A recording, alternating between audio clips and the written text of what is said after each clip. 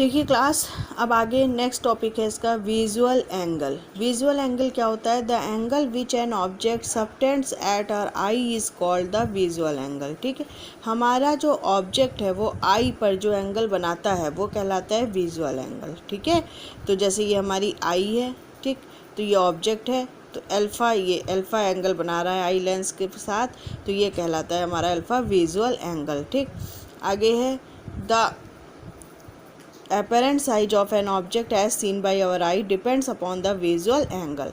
ठीक है, तो जो ऑब्जेक्ट का साइज है वो विजुअल एंगल पर डिपेंड करता है। जितना बड़ा विजुअल एंगल उतना छोटा साइज होता जाता है। ठीक है, larger the visual angle bigger the apparent size of the object. जितना बड़ा हमारा विजुअल एंगल होता जाएगा उतना ही बड़ा जो है वो साइज होता जाएगा ऑब्जेक्ट का। ओके, अब देखिए मैग्नीफाइंग पावर क्या होती है। मैग्नीफाइंग पावर होती है the magnifying power of an optical instrument is defined as the ratio of the visual angle subtended by the image formed by the instrument at the eye to the visual angle subtended by the object at the unaided eye. मतलब eye पर जो है वो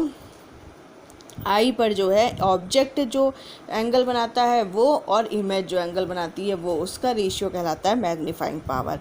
तो हमने माना कि beta जो है वो इमेज बना रही है एंगल आई पर, और अल्फ़ा जो है वो ऑब्जेक्ट बना रहा है। जैसे ए बी क्या है? ऑब्जेक्ट है, और A1 B1 क्या है? इमेज है। तो ए बी ऑब्जेक्ट कौन सा एंगल बना रहा है? अल्फ़ा, और इमेज A1 B1 कौन सा बना रही है? बीटा।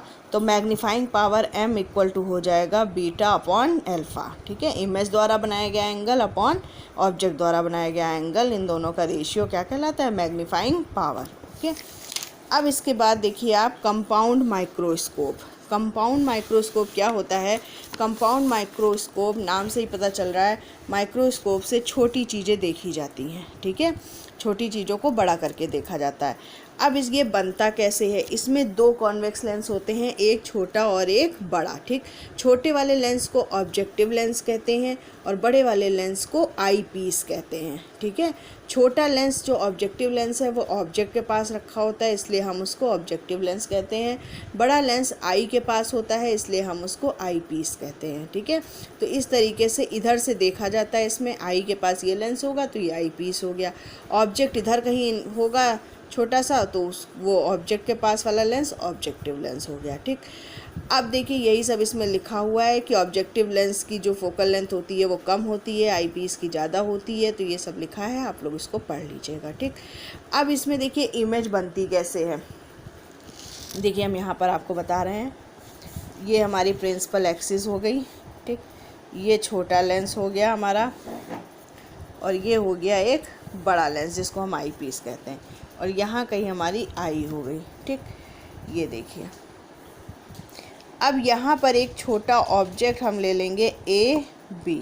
ठीक, ए बी से एक रे चलेगी, ये देखिए ये ऑब्जेक्टिव लेंस है ओ, तो इसकी ये फोकल लेंथ हो गई एफ ओ। ठीक है, ये आई पीस है ई, तो इसकी फोकल लेंथ हो जाएगी इधर एफ ई। ठीक, इधर भी एफ ई हो जाएगी। ठीक, तो ये देखिए एक पैरेलल गई, पैरेलल के बाद ये कहाँ से निकल जाएगी? फोकस से होकर निकल जाएगी। दूसरी रे सेंटर ऑफ कर्वेचर से जाएगी और इस तरह से ये यहाँ पर दोनों रिफ्रैक्ट होंगी। अब जब यहाँ पर दोनों कटेंगी तो हमारी एक इमेज यहाँ पर बन जाएगी ए डैश बी डैश। उसके बाद ये अब हमारी आई में जाएंगी दोनों रे, और दोनों को जब हम पीछे बढ़ाएंगे तो ये दोनों यहाँ कहीं कटेंगी और ये हमारी हो जाएगी आपकी final image A double dash B double dash. Okay, यही चीज़ इसमें बताई गई है। देखिए ये ए बी ऑब्जेक्ट है, ये पैरेलल रे गई, फोकस से होकर गई।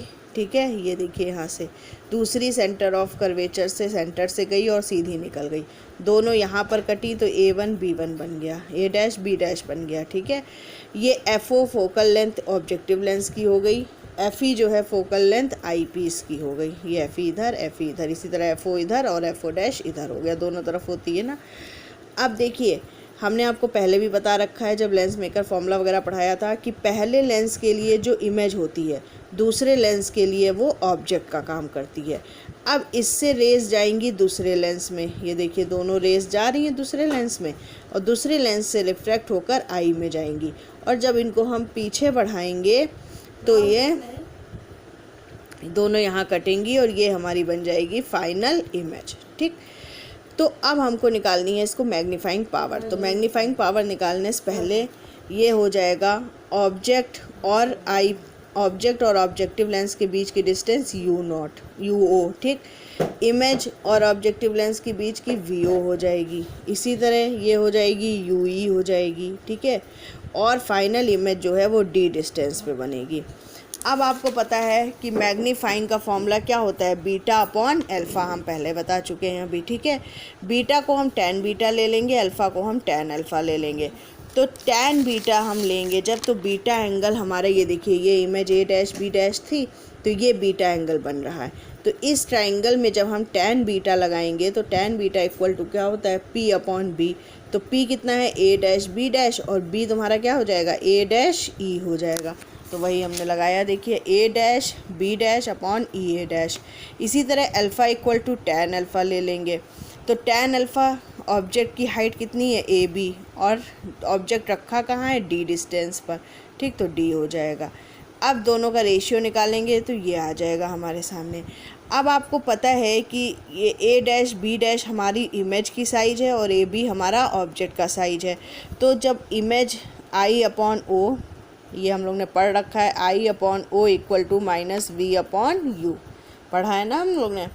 ठीक, तो इसी तरह I अपॉन O की जगह पर हमने क्या लिख लिया, V0 upon -V0 upon U0 लिखा। ठीक है, अब वैल्यू यहाँ पुट कर दी तो ये आ गई हमारी मैग्नीफाइंग पावर का फॉर्मूला। अब मैग्नीफाइंग पावर का फॉर्मूला आ गया है।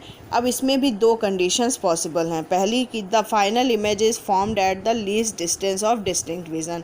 ये फाइनल इमेज कहाँ बन रही हो, कैपिटल D पर बन रही हो। तो V equal to -D, U equal to -UE और F इक्वल टू +FE, मतलब फाइनल इमेज बन रही है D पर, लीस्ट डिस्टेंस पर, ऑब्जेक्ट रखा हुआ है UE पर। ठीक है, और focal length FE। Value put करेंगे इस फॉर्मूले में तो ये हमारा इतना आ जाएगा, आपका ये आ जाएगा।